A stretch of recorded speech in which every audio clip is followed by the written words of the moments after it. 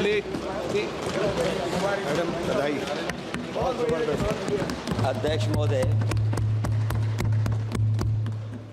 महोदय, मैं आपका धन्यवाद देना चाहता हूं।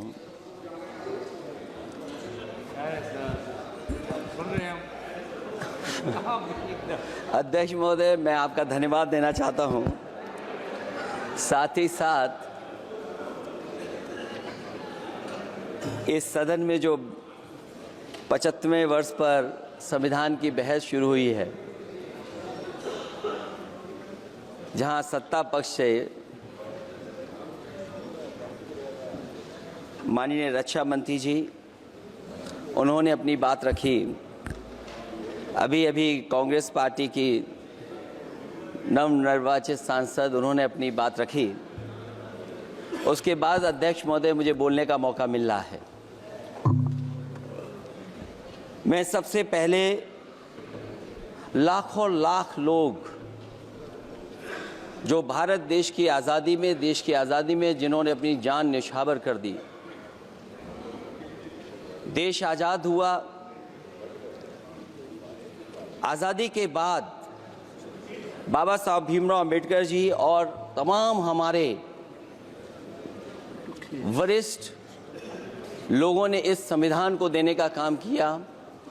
मैं उनको याद करने के साथ साथ जो आज 13 तारीख जिस दिन हम आप सदन में बैठे हैं, एक ऐसी घटना घटी थी, अगर उस समय सुरक्षा कर्मियों ने अपनी सूझबूझ के साथ, बहादुरी और साहस के साथ अगर उन आतंकवादियों को मुकाबला न किया होता तो हमारे देश के बहुत सारे महत्वपूर्ण नेता जो उस समय सदन में थे, न जाने क्या परिस्थिति बनती। मैं उन बहादुर जिनकी जान गई उनका याद करता हूं, वहीं श्रद्धांजलि भी देता हूं। मैं इस संविधान की चर्चा पे जहां खड़ा हुआ हूं, मैं बाबा भीमराव अंबेडकर जी उनको श्रद्धांजलि अर्पित करते हुए जिन्होंने संविधान को देने का काम किया। हमारा संविधान जो तैयार हुआ है, उनकी प्रबुद्ध दृष्टि का परिणाम है कि हमारे पास न्याय, स्वतंत्रता, समानता और बंधुत्व के सिद्धांतों पर आधारित एक महान संविधान हमें मिला है। भारत राज्यों का एक संघ है और हमें विविधता में एकता पर गर्व है। ये हमारा संविधान ही है जिसने भाषाई, क्षेत्रीय, धार्मिक और जातीय विविधता वाले हमारे देश को एक साथ रखा है। ये संविधान डॉक्टर अंबेडकर जी ने कहा था कि संविधान की सफलता इस पर निर्भर करेगी कि हम उसके अनुसार कैसे काम करते हैं। ये देखना है, विधायिका, कार्यपालिका और न्यायपालिका की जिम्मेदारी है कि इस महान देश का शासन हमारे संविधान में निहित उच्च सिद्धांतों के अनुसार चलाया जाए। डॉक्टर अंबेडकर ने कहा था, मैंने तो संविधान निर्माण का दायित्व बहिष्कृत वंचित वर्गों को अधिकार दिलाने के लिया है। ये वही संविधान है जो समय समय पर हमारा रक्षा कवच बनता है। अध्यक्ष महोदय, ये संविधान हमारी ढाल है, संविधान हमारी सुरक्षा है, संविधान हमें समय समय पर शक्ति देता है। संविधान ही देश की 90% शोषित, उपेक्षित, पीड़ित, वंचित जनता के अधिकारों का सच्चा संरक्षक है। ये संविधान ही हमारा बड़ा मददगार है। इसलिए ये हमारे जैसे लोग और देश के कमजोर लोगों के लिए और खासकर पीडीए के लिए संविधान की रक्षा जन्म मरण का विषय है। संविधान ही लोकतंत्र की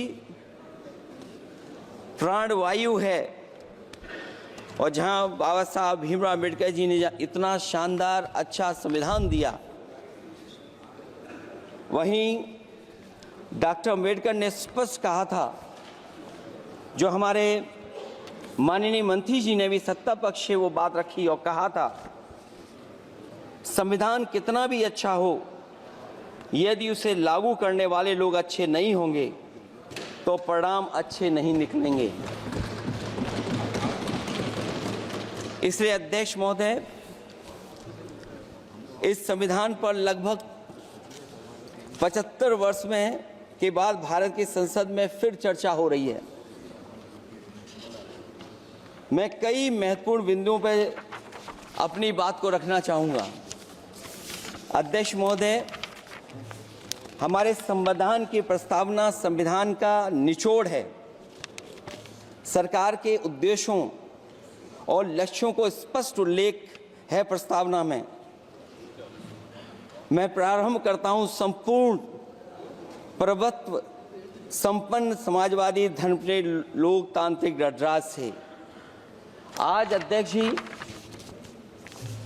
सीमाओं की रक्षा करना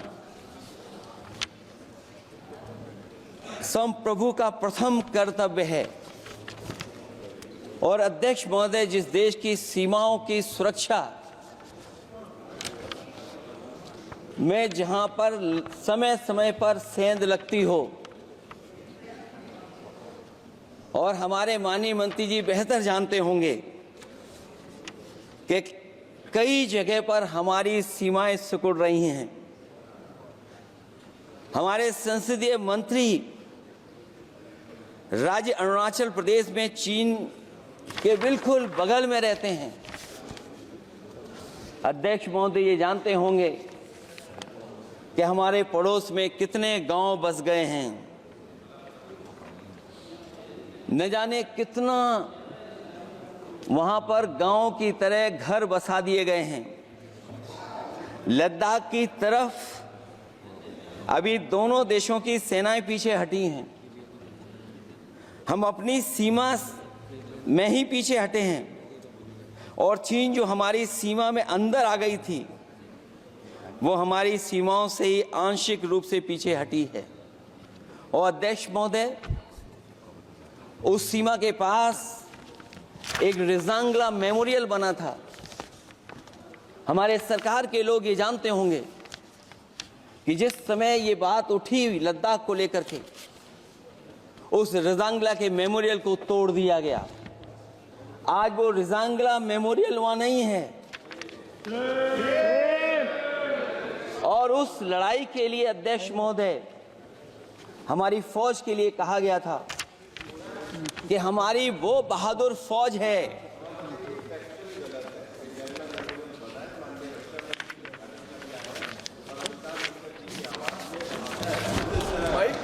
अध्यक्ष महोदय, यही तो फर्क है।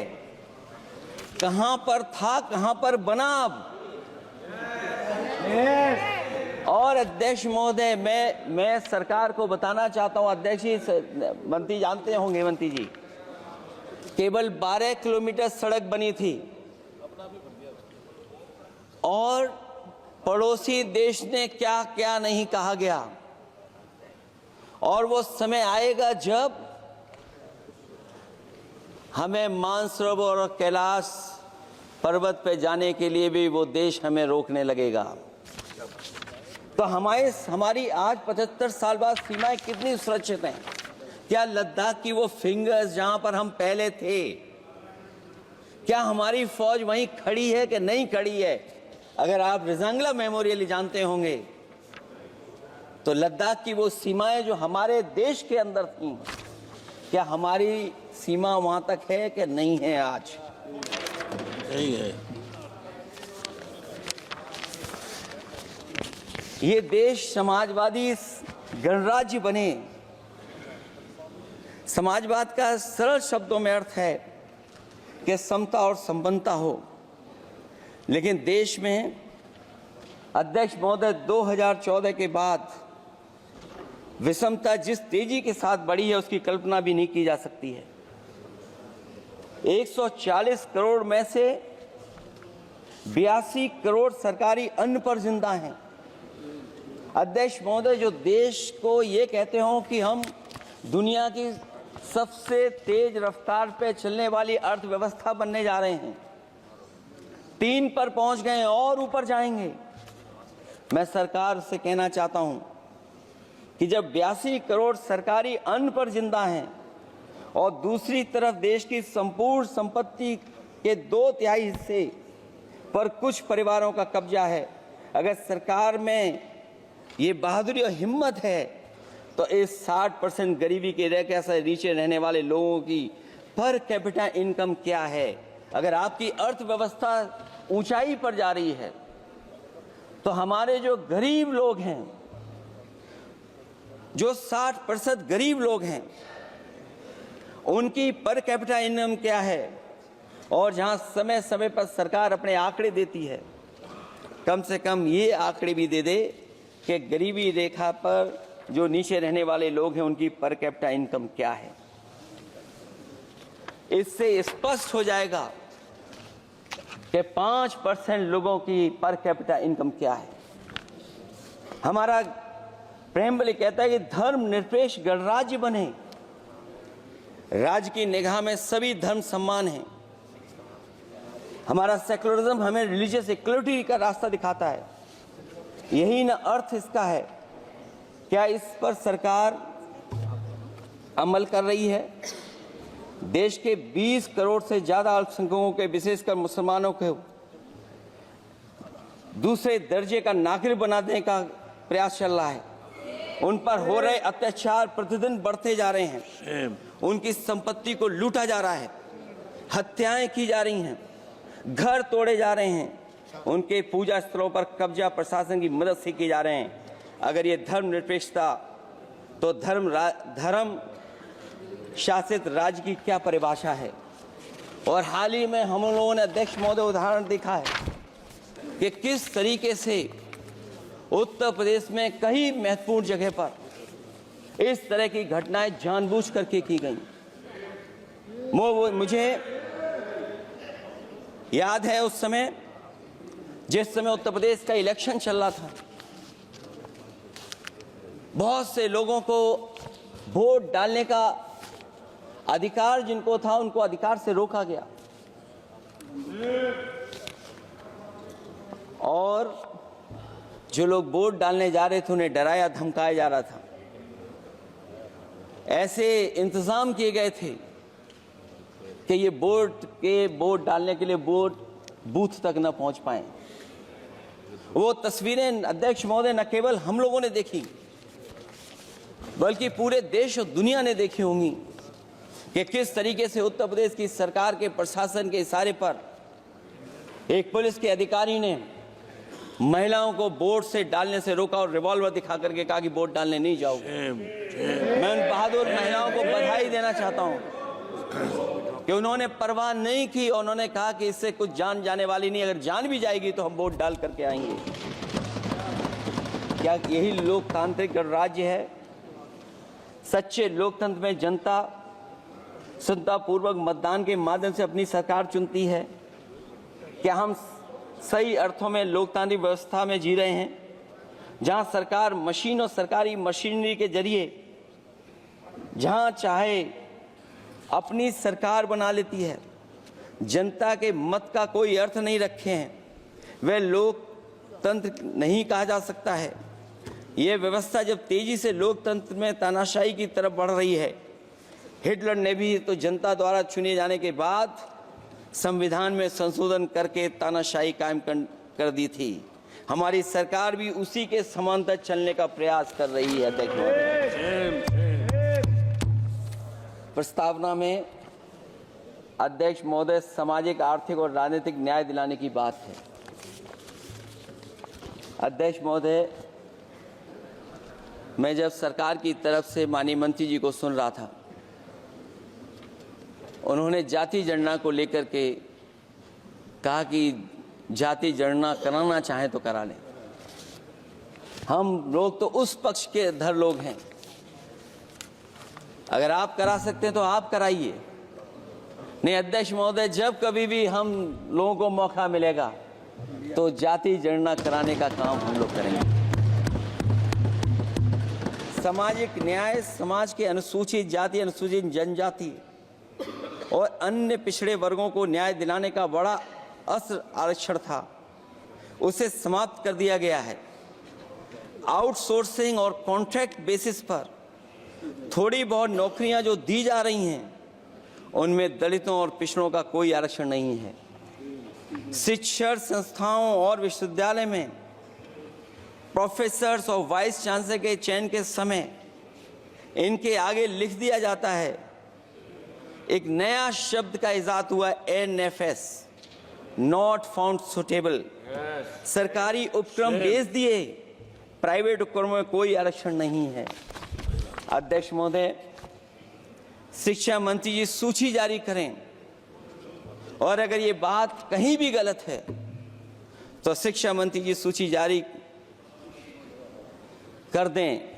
देश के सभी केंद्रीय विश्वविद्यालयों के वाइस चांसलर की ओर प्रोफेसर की एक, मैं तो कहूंगा अध्यक्ष महोदय कि शिक्षा मंत्री जी अगर ये सूची जारी कर दें कि जितनी भी सेंट्रल यूनिवर्सिटीज हैं और उनके माध्यम से जितने भी प्रोफेसर्स का अपॉइंटमेंट हुआ है, सब बात साफ हो जाएगी। आप केवल देश के 10% लोगों को ही ख्याल रख रहे हैं, बाकी 90% लोगों का आप ख्याल नहीं रख पा रहे हैं। और जाति जनगणना कभी जाति में भेदभाव नहीं बढ़ाएगा अध्यक्ष महोदय। जाति जनगणना जातियों के बीच दूरियां कम करेगा और तमाम हमारे ऐसे समाज के लोग जिनको न्याय नहीं मिला, जिनको अधिकार नहीं मिला है, अध्यक्ष महोदय कम से कम जाति जनगणना के बाद उन्हें अधिकार और सम्मान दिलाने का काम भी हो सकेगा। इसलिए हम इसके पक्ष में हैं। आर्थिक न्याय के बगैर न सामाजिक न्याय मिल सकता है और न राजनीतिक न्याय मिल सकता है। गरीबी का नाजायज लाभ उठाकर धन्ना सेठों की सरकार चुनाव में पैसा बांटकर राजनीतिक न्याय का भी अपहरण कर लेती है। कर्ज में डूबी बड़ी आबादी महाजन के दबाव में अपनी इच्छा के खिलाफ वोट देने को विवश हो जाती है। चुनाव में सत्ताधारी दलों द्वारा पैसे की भरमार के चलते कोई सामान्य कार्यकर्ता चुनाव नहीं लड़ पा रहा है। बड़े पैमाने पर धनवान चुनकर आ जाते हैं। पैसे के बल पर जब तक आर्थिक विषमता समाप्त नहीं होती, लोगों को राजनीतिक न्याय मिल नहीं सकेगा।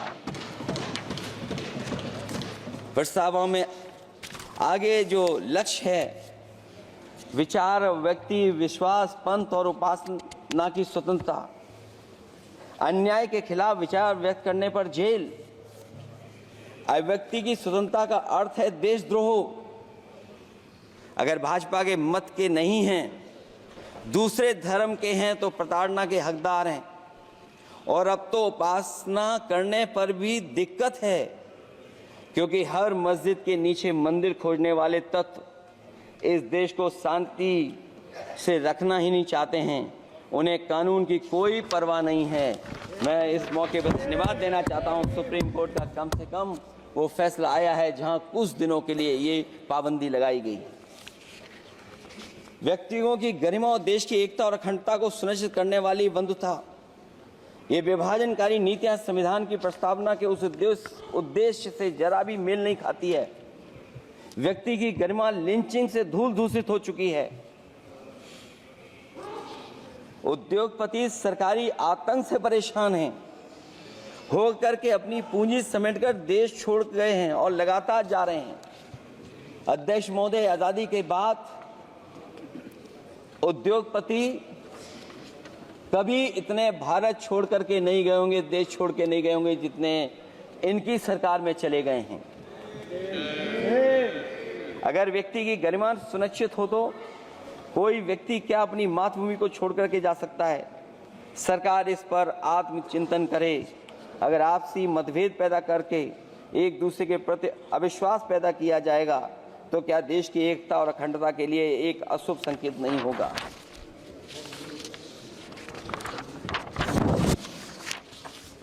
अध्यक्ष महोदय,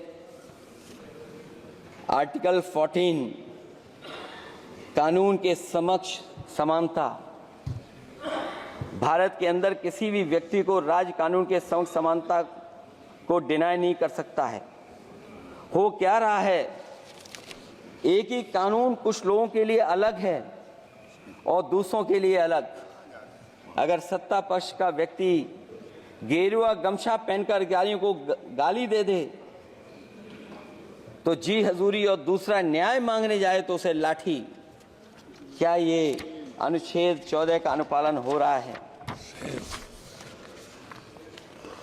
अध्यक्ष महोदय,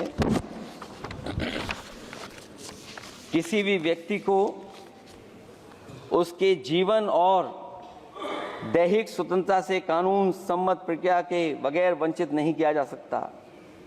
ये सबसे महत्वपूर्ण मौलिक अधिकार है, लेकिन सबसे ज़्यादा इसी का दुरुपयोग हो रहा है। फर्जी मुठभेड़ में हत्याएं, जेल के अंदर हत्याएं और पुलिस अफरीक्षा में हत्याएं। आदमी कहीं भी सुरक्षित नहीं है। ईडी का तो ऐसा कानून बना दिया गया है कि बिना एफआईआर, बिना नोटिस किसी को भी बंद कर दो। लोकतंत्र फासिज्म में बदल रहा है। और अध्यक्ष महोदय, क्योंकि उत्तर प्रदेश की चर्चा सत्ता पक्ष से भी हुई, जो हालात उत्तर प्रदेश में हैं,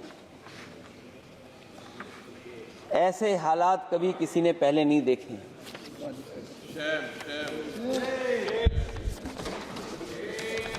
जहां पर कानून की समय समय पर धज्जियां उड़ रही हैं।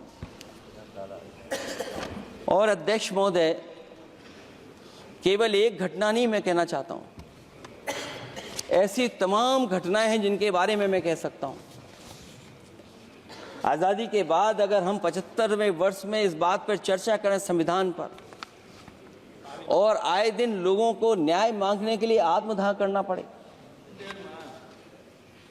तहसील हो वहां पे आत्मदाह, जिलाधिकारी हो वहां पे आत्मदाह, न्याय मांगने के लिए अगर मुख्यमंत्री आवास में जाना पड़े वहां पे आत्मदाह।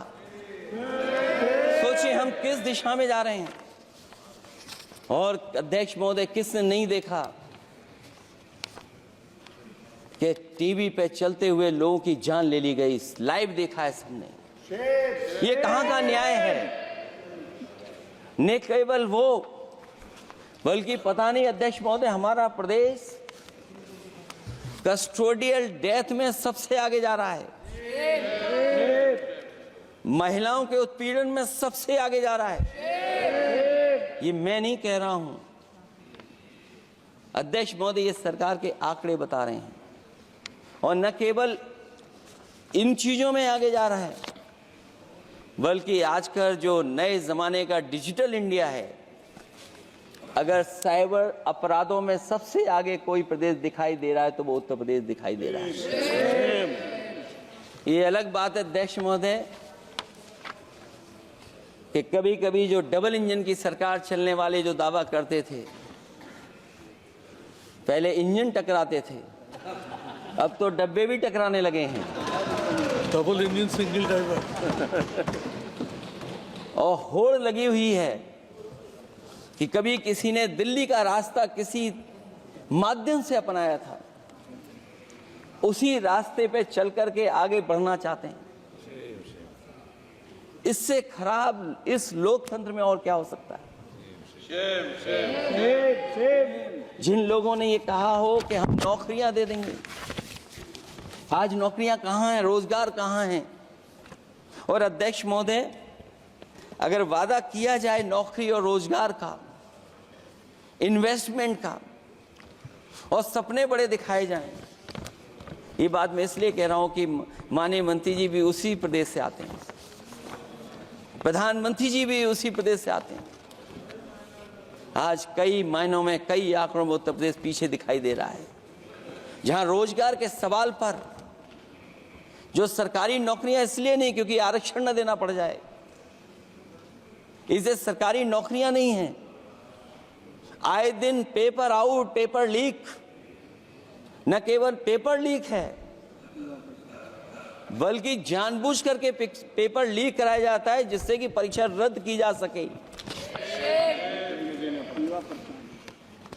और जो अग्निवीर वाला सवाल था वो आज भी वैसा ही का वैसा है। हम लोग अग्निवीर वाली व्यवस्था कभी स्वीकार नहीं कर सकते हैं। जो पहले भर्ती जैसी होती थी अध्यक्ष महोदय, अगर वैसी ही भर्ती होगी तो हमारी सीमाएं और सुरक्षित होंगी, हमारे और नौजवान जाकर के देश की असली पक्की वर्दी पहनने का काम करेंगे। ये अध्यक्ष महोदय कैसी चर्चा संविधान की जो है बिना प्रधान की।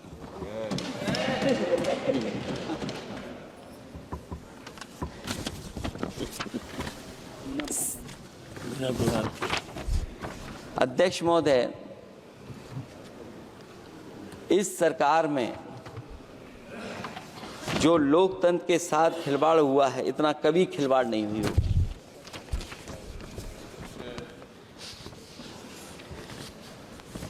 संविधान को परतंत्र बनाकर जो लोग राज करना चाहते हैं, उनके लिए आज़ादी का अमृतकाल सिर्फ एक जुमला है। और अंत में मैं सिर्फ एक ही बात कहना चाहता हूं कि संविधान बचेगा तो न्याय बचेगा, और न्याय बचेगा तभी सबको बराबर मान सम्मान, सबको बराबर मौके मिलेंगे, भेदभाव भी मिटेगा। और भेदभाव का भाव भी इसलिए आज फिर से संविधान को बचाने के लिए एक और करो या मरो आंदोलन की ज़रूरत है। इसलिए अध्यक्ष महोदय, हम आपको भरोसा दिलाते हैं, पिछले चुनाव में भी बहुत सारे सत्ता पक्ष के माननीय लोग ये कहते थे कि हमें इतनी सीटें मिल जाएंगी तो हम संविधान बदल देंगे। अध्यक्ष महोदय, मैं आपके माध्यम से जनता का धन्यवाद देना चाहता हूं कि उन्होंने 400 पार के नारे को गिरा दिया और विपक्ष को इतनी ताकत दे दी कि इनकी जो सपना था संविधान बदलने को, उस सपने को तोड़ने का काम किया। अध्यक्ष महोदय, बहुत सारे साथी इधर के ही उधर हैं, अगर उधर वाले इधर आ गए उसी दिन ये सत्ता से बाहर हो जाएंगे। अध्यक्ष महोदय, आखिरी में मैं कुछ लाइनें कहकर के अपनी बात खत्म करना चाहता हूं। न मेरा है न तेरा है, ये हिंदुस्तान सबका है। नहीं समझी गई ये बात तो नुकसान सबका है। हजारों रास्ते खोजे गए उस तक पहुंचने के, मगर पहुंचे हुए ये कह गए भगवान सबका है। जो इसमें मिल गई नदियां वो दिखाई नहीं देती महासागर बनाने में, मगर एहसान सबका है। अनेकों रंग खुशबू नस्ल के फल फूल पौधे हैं, मगर उपवन की इज्जत आबरू ईमान सबका है।